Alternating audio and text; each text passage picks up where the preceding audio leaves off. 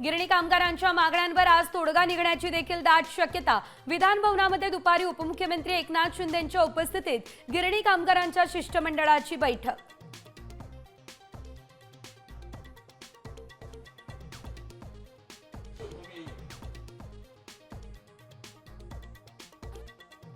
मासिक पाळी तपासण्यासाठी विद्यार्थिनींना केलं विवस्त्र। शहापूरमधल्या शाळेतला धक्कादायक प्रकार। मुख्याध्यापिकेसह 8 जणांवर पोक्सो गुन्हा दाखल।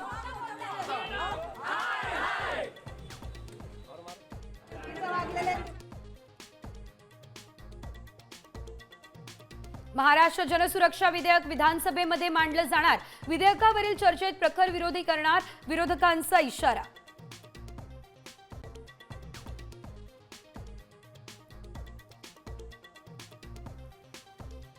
पंचाहत्तरीची शाल अंगावर पडते त्याचा अर्थ आता थांबावं असा असतो।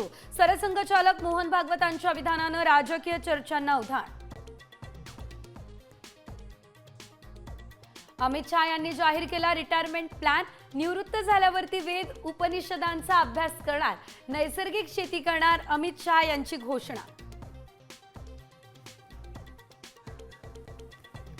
आमदार निवासातील कॅन्टीनचा परवाना रद्द। कॅन्टीनचं अन्न निकृष्ट दर्जाचं असल्याचं आढळल्यानंतर अन्न आणि औषध प्रशासन विभागाची मोठी कारवाई।